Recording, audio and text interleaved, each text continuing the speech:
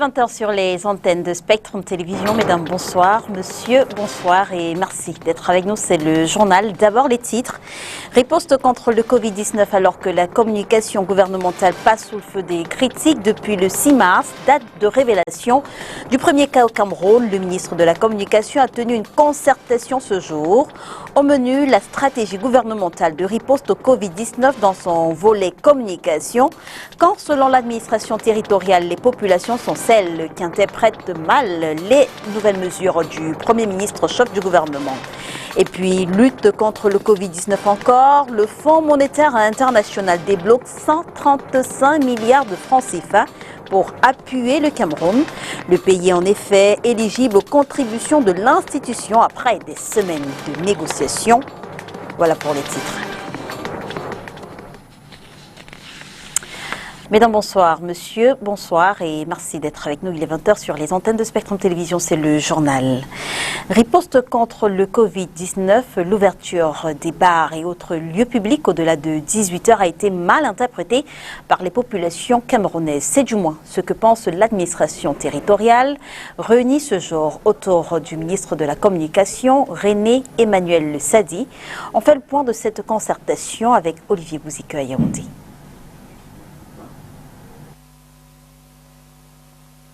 C'était la première des 19 nouvelles mesures rendues publiques par le Premier ministre le 30 avril dernier. Le gouvernement a autorisé l'ouverture des débits de boissons, restaurants et autres lieux publics au-delà de 18 heures. Sauf que dans les rues camerounaises, cette mesure a eu l'effet d'annonce d'une victoire contre le coronavirus. Nous avons l'impression que les populations ont compris autre chose. C'est pour ça qu'aujourd'hui, personne ne veut plus respecter les mesures barrières. La pandémie n'est pas finie. Il y a eu des mesures d'assouplissement qui visent à éviter que l'économie ne s'effondre, mais nous devons être tous responsables pour que la propagation du virus ne continue pas. C'est ce que justifie cette concertation entre les représentants du gouvernement et les responsables des collectivités territoriales décentralisées.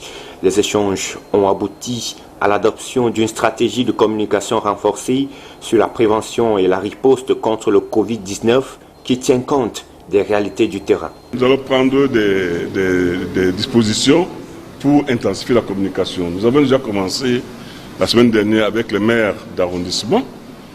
Nous pensons qu'il faut à la fois communiquer, mais en même temps, au besoin, faire preuve de coercition. Je pense qu'il est important d'engager un échange direct avec les populations. Nous allons également saisir les radios communautaires et tous les autres canaux d'information qui peuvent nous permettre de toucher la cible. Et nous pensons désormais travailler d'un commun accord ensemble pour pouvoir avoir des résultats performants par rapport à ce plan de lutte collectif contre le Covid-19 qui semble être le premier ennemi mondial aujourd'hui en matière de santé publique. Il faut noter qu'avant les responsables des collectivités territoriales décentralisées, le gouvernement s'est entretenu le 24 avril dernier avec les leaders des relais communautaires en vue d'une sensibilisation efficace de la population. C'était la première des 19 nouvelles mesures rendues publiques par le Premier ministre le 30 avril dernier. Le gouvernement a autorisé l'ouverture des débits de boissons, restaurants et autres lieux publics au-delà de 18 heures. Sauf que dans les rues camerounaises, cette mesure a eu l'effet d'annonce d'une victoire contre le coronavirus. Nous avons l'impression que les populations ont compris autre chose. C'est pour ça qu'aujourd'hui, personne ne veut plus respecter les mesures barrières. La pandémie n'est pas finie. Il y a eu des mesures d'assouplissement qui visent à éviter que l'économie ne s'effondre, mais nous devons être tous responsables pour que la propagation du virus ne continue pas. C'est ce que justifie cette concertation entre les représentants du gouvernement et les responsables des collectivités territoriales décentralisées.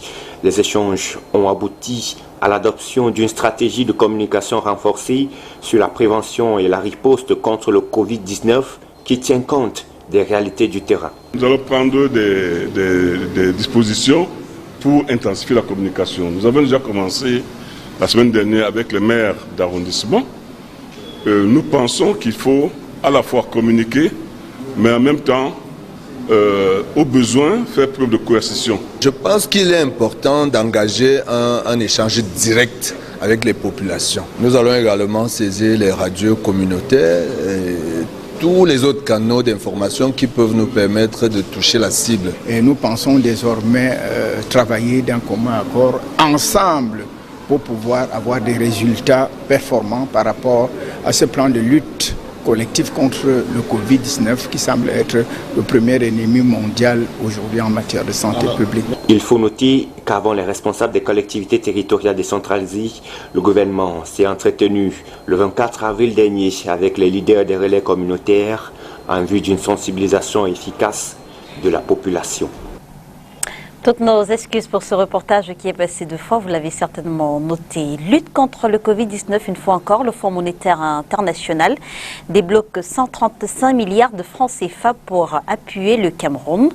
Le Cameroun vient en effet de voir passer son dossier, ce qui fait qu'il devient le 3e pays de la sous-région à bénéficier de cet appui après le Gabon, qui lui le 9 avril avait pu avoir 88 milliards de francs CFA et le Tchad, qui le 14 avril avait pu avoir 69 milliards de francs CFA. Plus de détails avec René Narcisse Moton.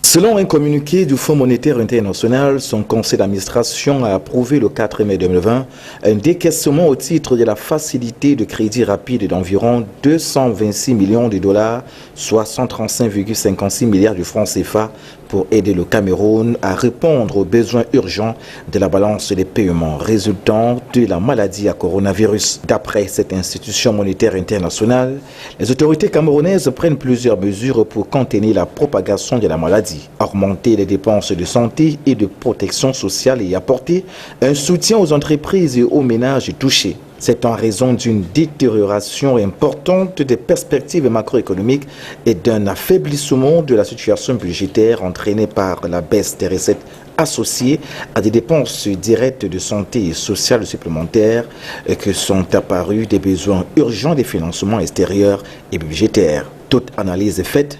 Cet appui du Fonds monétaire international permettra de combler les besoins extérieurs immédiats et à préserver l'espace budgétaire nécessaire aux dépenses de santé essentielles liées au Covid-19. Tout porte à croire qu'il contribuera à canaliser un soutien supplémentaire des donateurs.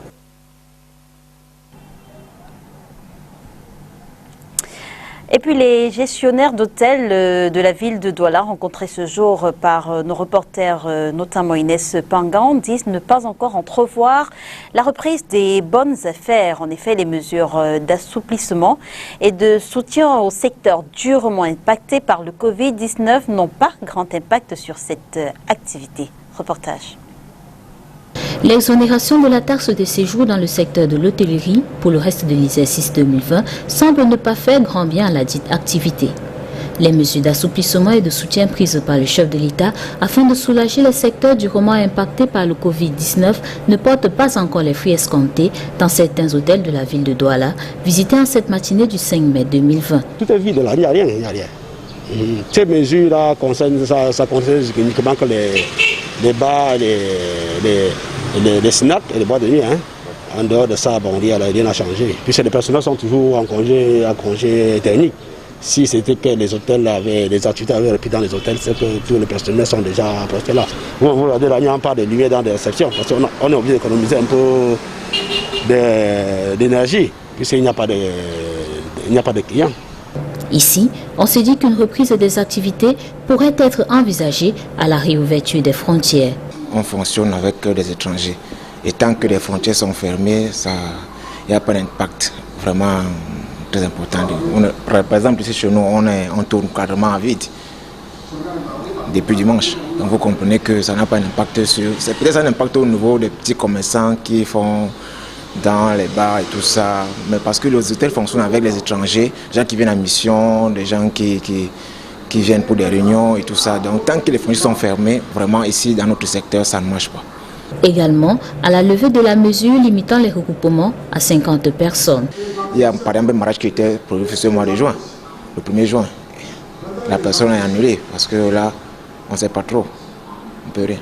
On avait une location l'autre jour de plus de 200 places, on a refusé parce qu'on a dit que plus de 50 places, ce n'est pas possible. Ne voulant pas penser à une prochaine fermeture, les gestionnaires d'établissements hôteliers de la ville de Douala rencontrés ce jour espèrent que la fin de la pathologie c'est pour très bientôt et partant la reprise des bonnes affaires. Et quel est l'impact du Covid-19 sur les affaires à la briqueterie à Yaoundé? Vous le savez, c'est ce quartier de la capitale politique du Cameroun réputé pour sa bonne viande, braisée, grillée, le soya. Que chacun puisse prendre ses distances, et ses mesures de distance, et laver régulièrement les mains. Même si le client entre, il faut lui faire se laver les mains ou se désinfecter. Là, ça peut nous aider, nous qui sommes conscients. Ceux qui ne sont pas conscients, ils vont continuer à sombrer. Là, ça n'engage que. Ils ignorent que la mort existe et que le corona est tue. Quand je me suis assis comme ça, le vent, le passe, ouais, je sens bien. Mais quand je mets comme ça, je masse là, ça me chauffe tout le festival. Donc c'est ça seulement.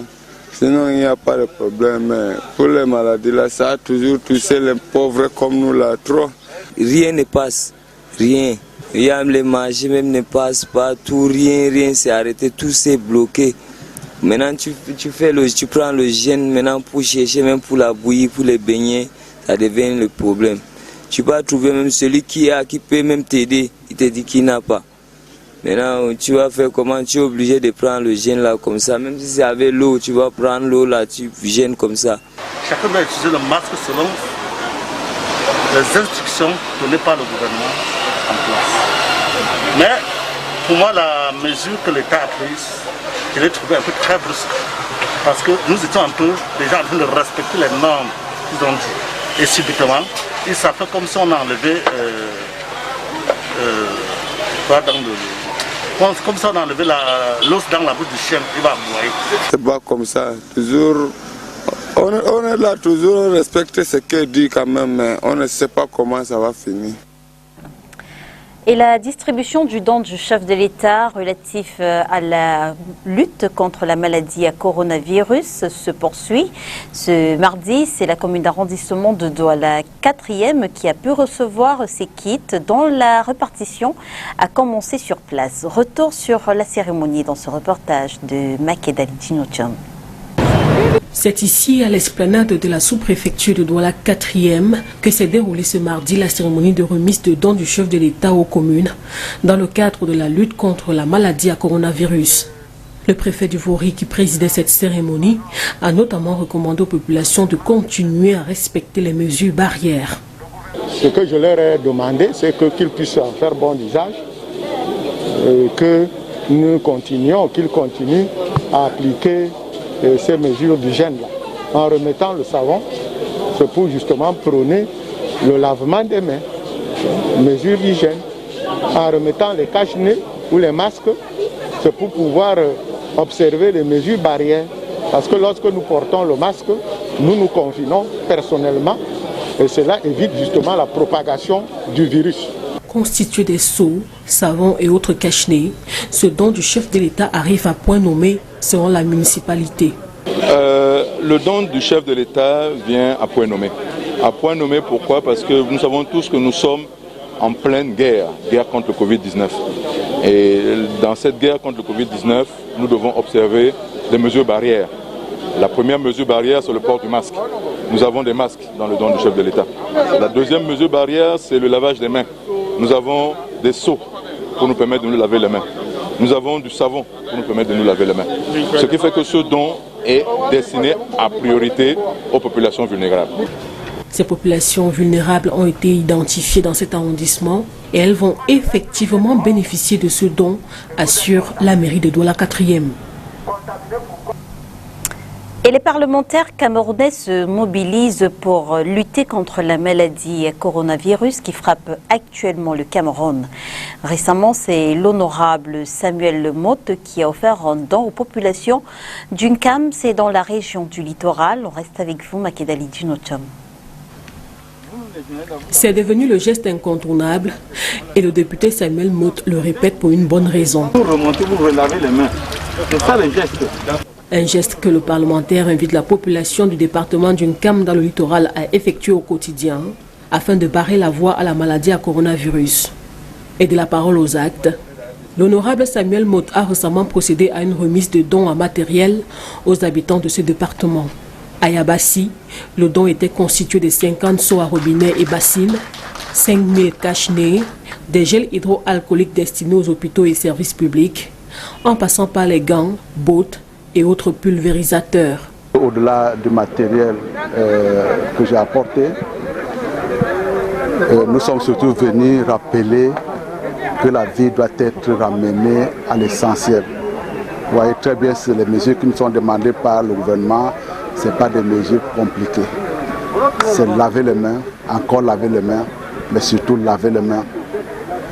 Respecter la distanciation, ne sortir que quand c'est nécessaire pour faire en sorte que nous ne soyons pas nous-mêmes des vecteurs de ce virus-là qui menace, qui branle même des sociétés que l'on considère comme étant les plus solides aujourd'hui. Encore une dernière fois, de la simplicité. Pour les autorités administratives d'une CAM, le geste du député devrait être suivi par les élites locales. On apprécie et on dit merci aux députés d'avoir pensé qu'il peut venir à ce moment très très délicat dans la vie de notre pays pour donner ce matériel aux populations.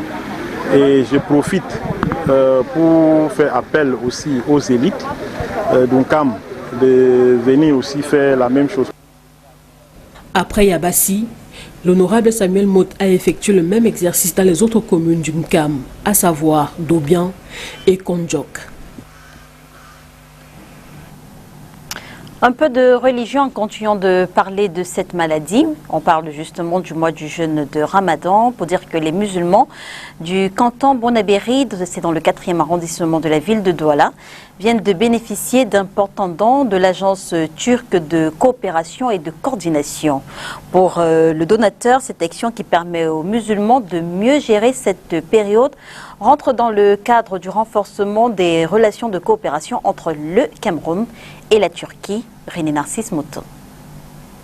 Je suis très satisfait déjà que l'association, l'agence turque TICAR, par l'intermédiaire de la mairie, nous ait déjà apporté la première assistance. Ça montre vraiment la vigueur et l'énergie que porte le nouveau exécutif municipal pour apporter un soutien à la communauté musulmane. Comme une manne tombée du ciel, les musulmans démunis et non démunis du canton Bonabéry dans le 4e arrondissement ont désormais de quoi casser le jeûne et se remplir la panse lors de la fête du Ramadan. Cette communauté vient de recevoir d'importants dons de la part de l'agence turque de coopération et de coordination. Nous avons pensé à donner des nourritures pour la population démunie dans 4 villes de Cameroun. Nous avons commencé aujourd'hui avec Douala. Nous allons distribuer en total 1250 paquets ou bien pour 1250 familles. J'espère que grâce à ce projet, les relations amicales vont renforcer et les soucis se diminuent et les joies s'augmentent. Ce don est constitué entre autres des paquets de sucre, de 25 kg de sarderie, du thé et du savon. Une action humanitaire que les bénéficiaires ne se sont pas gardés de saluer. Nous ne pouvons que remercier cette association et remercier aussi le maire ainsi que ses adjoints, le maire Fakoui, qui ont pensé à la communauté musulmane de Douala 4e. Pour l'exécutif communal, qui a servi de courroie de transmission entre le donateur et les bénéficiaires, il est question de veiller au bon suivi de la distribution de ce don. C'est la première fois que nous recevons un don pareil. Il ne faut pas qu'il y ait de dérapage. Comment nous sommes organisés? Nous avons demandé à chaque mosquée ou chaque quartier de nous donner les listes des familles démunies. C'est bien ça l'objectif, n'est-ce pas? Les personnes qui sont visées. On a affecté les dons proportionnellement au nombre, n'est-ce pas, des personnes. On va procéder dans chaque mosquée à la remise officielle, solennelle. L'agence turque de coopération et de coordination est présente dans 51 pays. Elle est engagée dans des projets humanitaires depuis 2012. Dans le cadre de la relation bilatérale avec le Cameroun, cette agence compte se lancer dans des domaines tels l'agriculture, l'éducation et la santé. Occasion saisie par l'exécutif communal de la 4e pour suggérer l'idée d'une coopération entre mairies de la 4e et les mairies de Turquie.